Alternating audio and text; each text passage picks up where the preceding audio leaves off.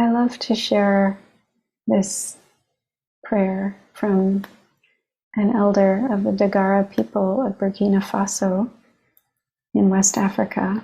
I'll put it in the chat for all of us. It's by Malidoma Somé. Put his name in the chat too. And the prayer is, may all ancestors join forces to put good thoughts into our minds so that we may see the good that awaits us and accept it.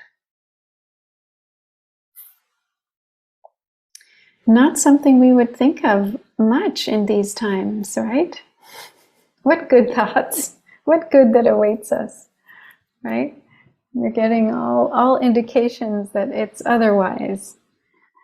And these are truly challenging times.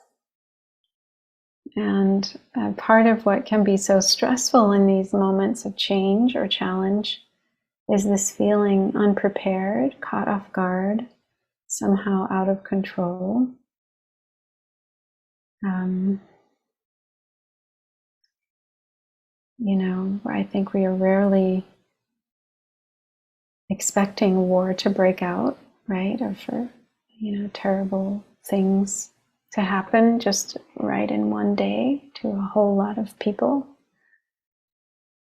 But if we shift our perspective right in the midst of this falling and losing control, things happening without our being ready for them, it's possible to maintain our balance inside of us and touch the many resources that we already have in order to meet the unexpected. Like, we already have things that can help us meet challenging moments.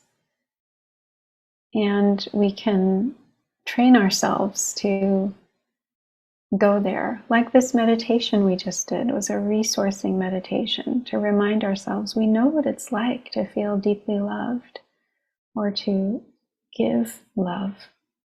And that is a very resourcing thing to soak ourselves in, right? To marinate in. It's a protective thing, right? When we have that sense in us, we can encounter all the things that buffet us, right? These winds of change and crisis and stress. We have some kind of ground when we remember the ways that we are resourced. And this is something we really need to develop in us, like a muscle, both individually but also collectively, to remind ourselves that there are real capacities in each of us, right? This Buddha nature, this fundamental goodness being key. And so this is some wisdom, very timely, offered by the elders of the Hopi Nation in Oribe, Arizona, a native Indigenous people. And they say,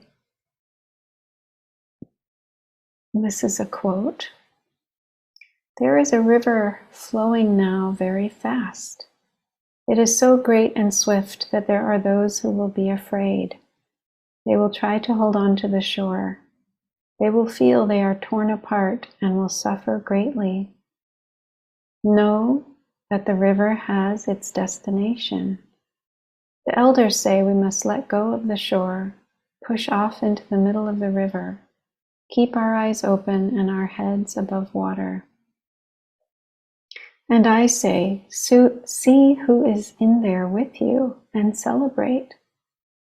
At this moment in history, we are to take nothing personally, least of all ourselves. For the moment that we do, our spiritual growth and journey comes to a halt. The time for the lone wolf is over. Gather yourselves. Banish the word struggle from your attitude and your vocabulary. All that we do now must be done in a sacred manner and in celebration. We are the ones we've been waiting for."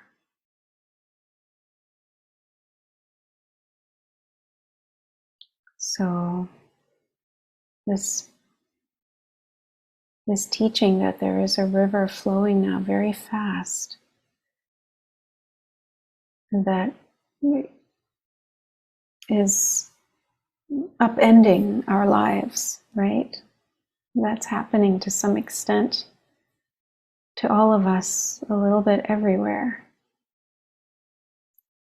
And there's a wisdom of experience in these words. Many native peoples have really experienced being completely uprooted from their native lands, forced to move somewhere else. Cultures and language attacked almost to where it's maybe extinct. Maybe there are just a few people in their communities that speak their Indigenous language. So they're speaking from experience how to deal with rivers that move very fast and take us with them. But they were saying the river has its destination. So there's something in this about surrender, that maybe we don't need to know the destination. We do need to keep our eyes open, what they say, and see who is with us and celebrate. Because we are the ones we've been waiting for, is what they're saying. So it's this teaching that we have what we need in this moment to meet the crisis, whatever the crisis may be. We may need to get quiet enough to hear what that wisdom is in each of us. We may need to come together with others to strengthen that knowing of what the wisdom is in each other. And I apologize, someone has started a leaf blower right outside my home. So I have to flow with this river of sound.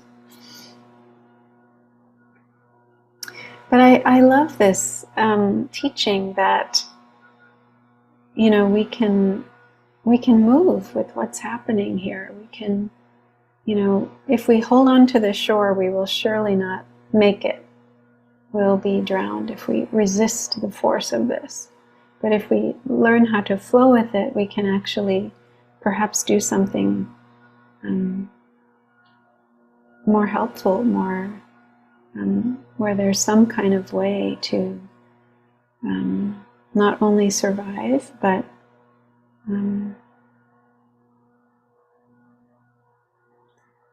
be carried maybe to a new destination.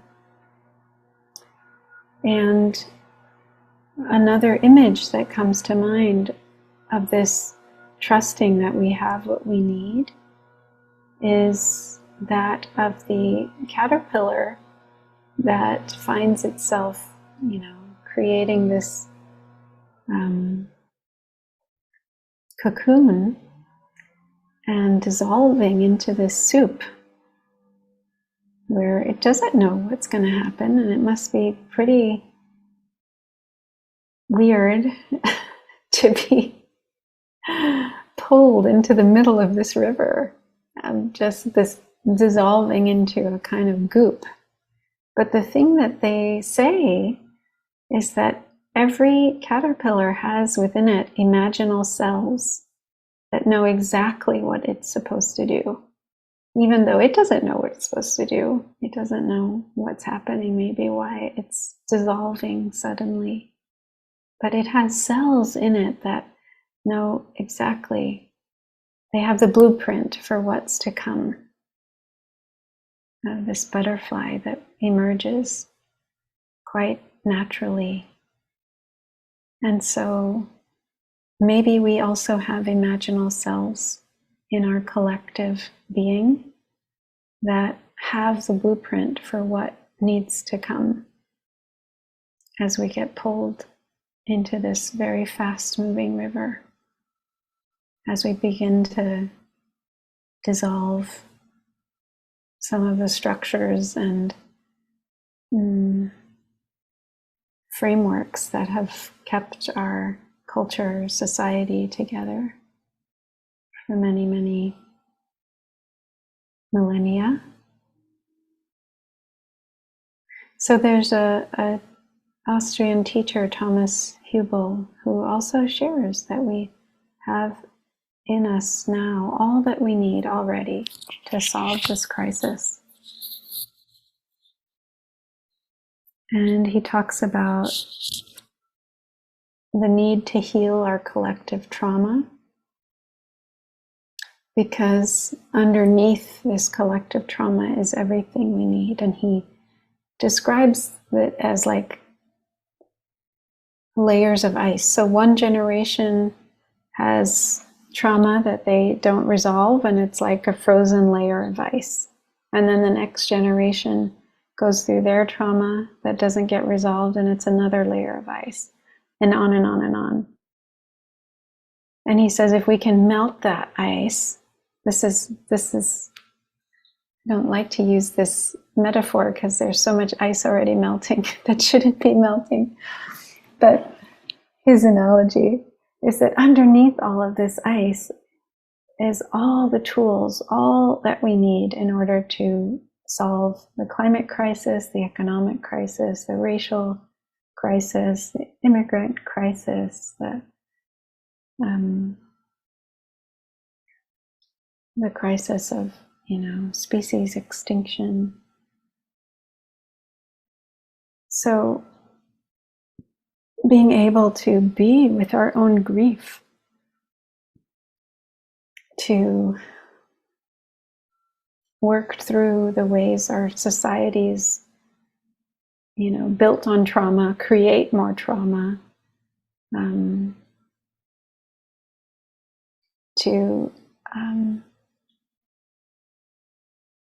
to change unjust systems that are built out of ignorance, that cause harm, things that we didn't necessarily choose, but we inherited,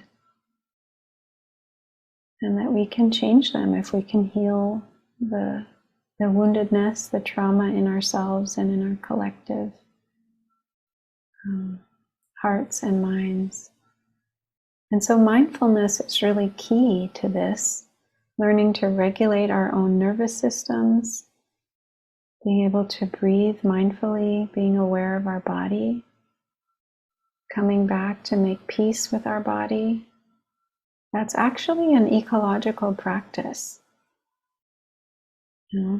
because our body is nature, it is the earth. It is all the four elements. That's all that is, right? Is the four elements. Everything, if you look at it, is some form of the four elements manifesting. And so if we can bring peace, if we can bring ease to our body and mind, four elements, that is taking care of nature, that is taking care of this earth.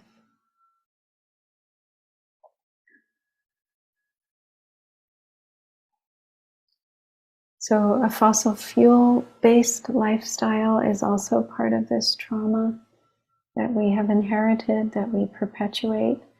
And it's so hard, we can't really, it's very hard to step out of it completely, right? I mean, we'd have to live very isolated lives to not participate in any way with a fossil fuel based system. But it's this consciousness, this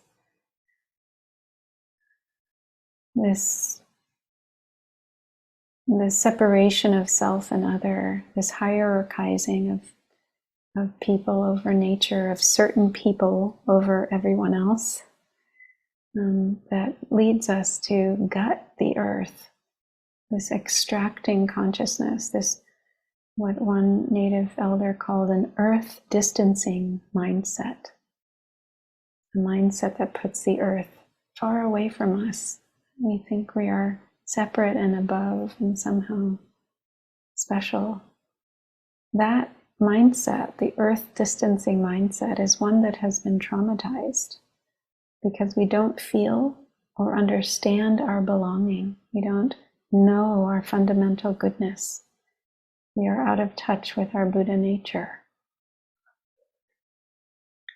So, a very important piece of healing the trauma, both individual and collective, is to pause, to feel, to take care of ourselves, to listen to our bodies. And mindfulness practice, spiritual disciplines help us to connect to our bodies. Because when we're connected to our bodies, we're connected to the earth. We get a felt sense of our belonging, how we belong to ourselves. You know that feeling of feeling good in your own skin? Right? That sense that we belong to ourselves. We're right where we need to be. We don't need to be anything else. We don't need to become anything else.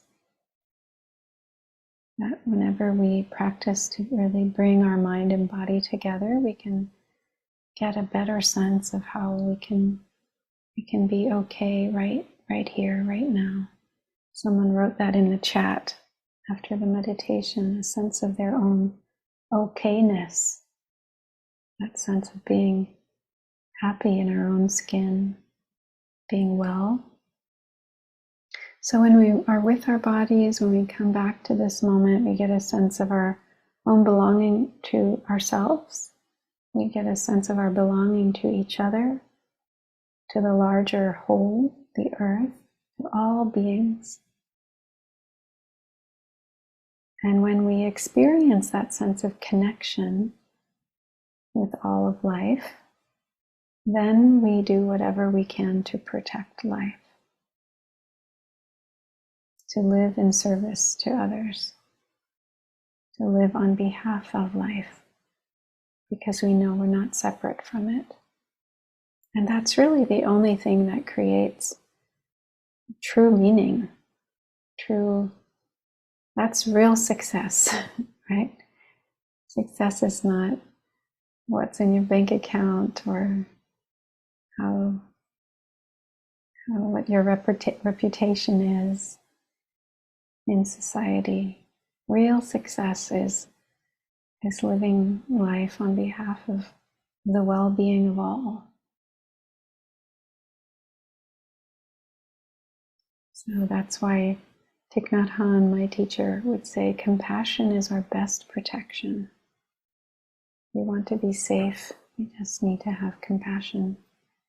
It's the best way to protect ourselves, to protect others.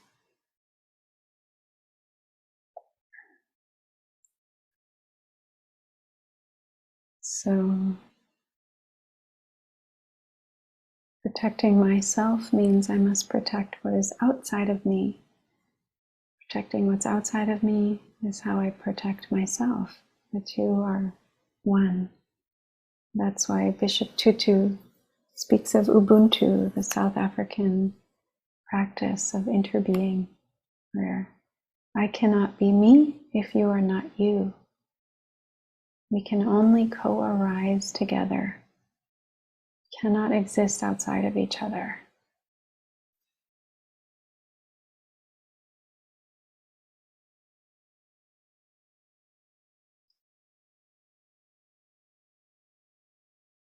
So,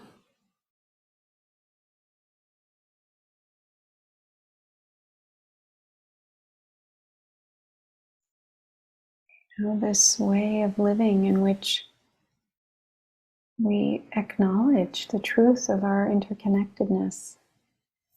If you think of our bodies, right? The body is altruistic. The body understands not self. That deep teaching of the Buddha, that nothing has a separate self. Everything is only composed of everything else. It doesn't exist in separation. So the lungs, they breathe for the whole body. They don't just breathe for themselves. Each cell doesn't need its own lungs to provide oxygen. Each cell receives oxygen from the lungs. The heart pumps blood for the whole body, all the cells in the body. The digestive system, it digests food, transports nutrients to all the cells. Imagine if each cell or organ needed its own lungs and stomach and heart. It wouldn't work very well.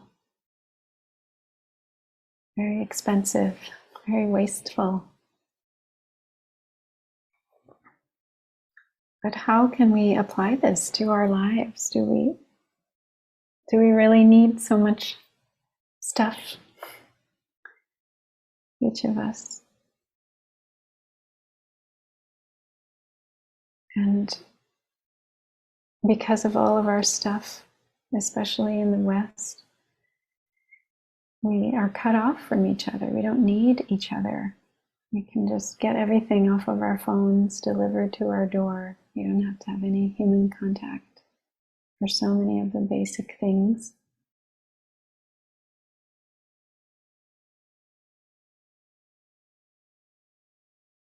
Our devices are like a wall, in a way, between us.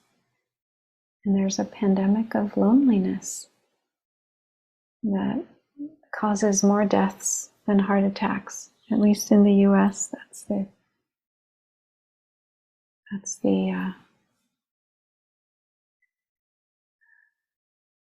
top doctor in the United States has said that we have a pandemic of loneliness.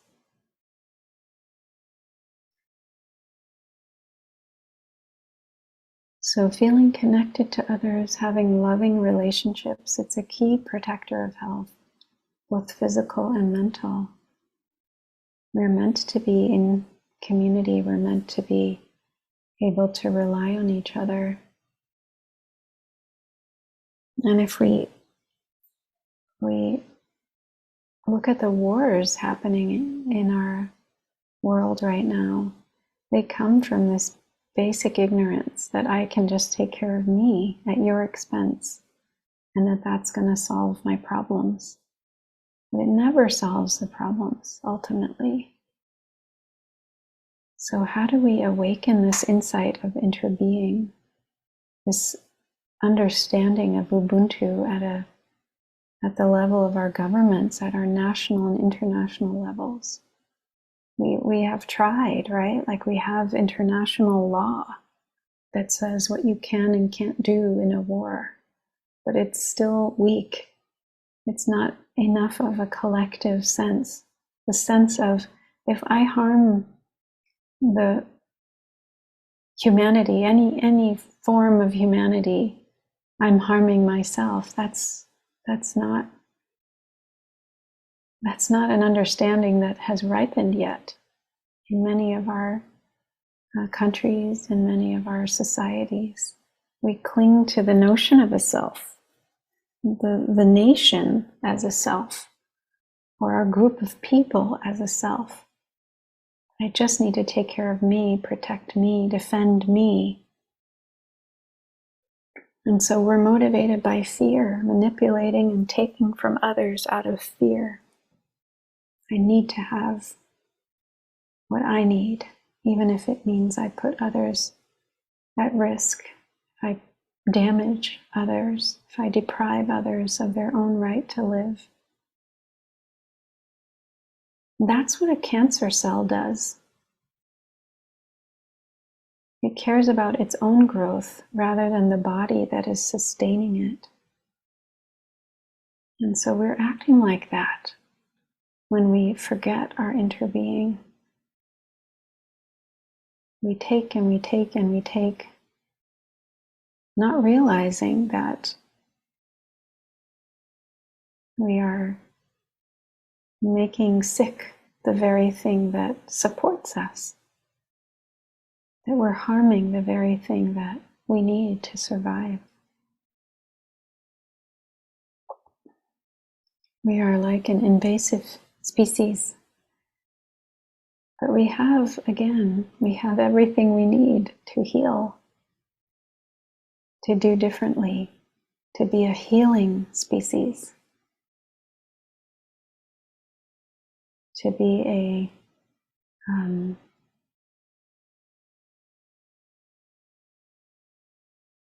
a species that can bring about a world that takes care of everyone. We have that capacity. So I will close by sharing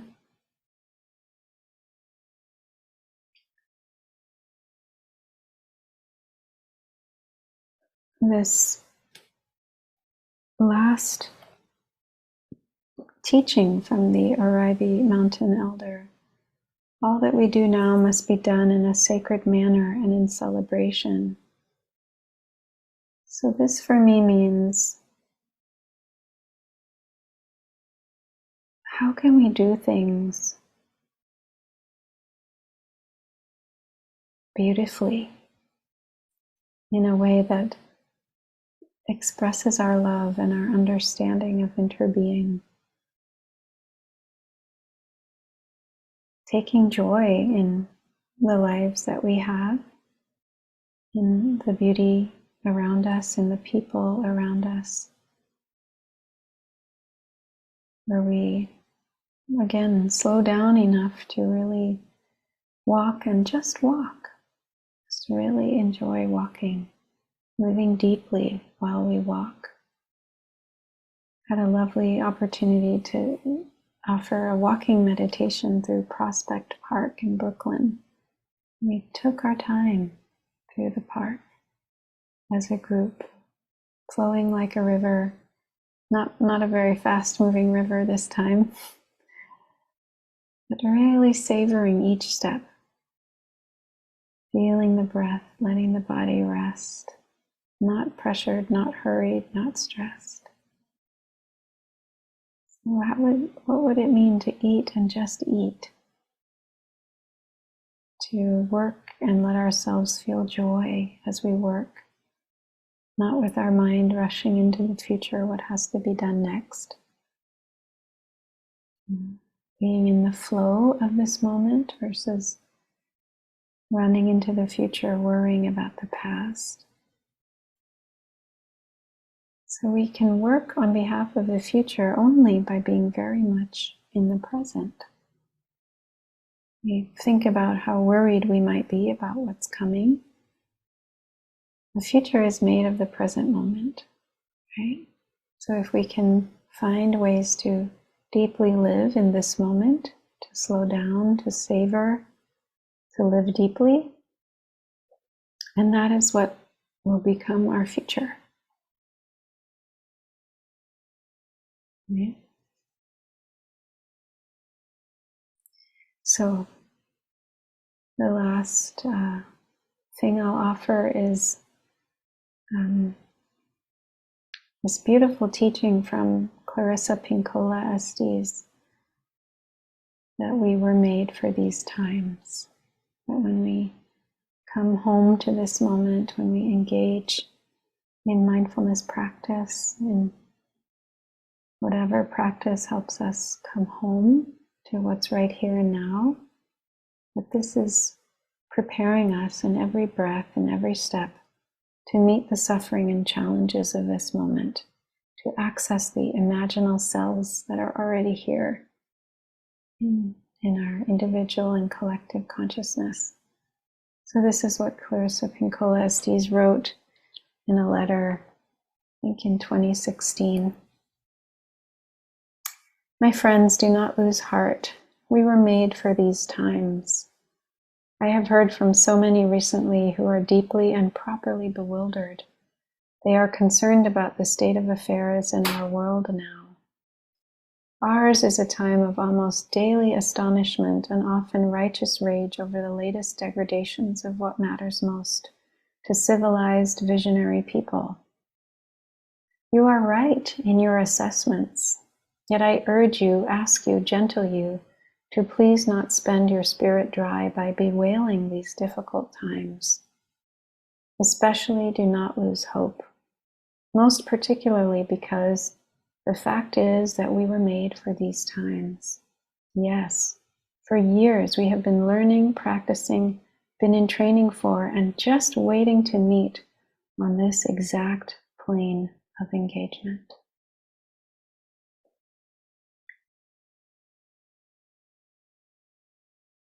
So I'll invite a sound of the bell, and we can just breathe and let the words settle.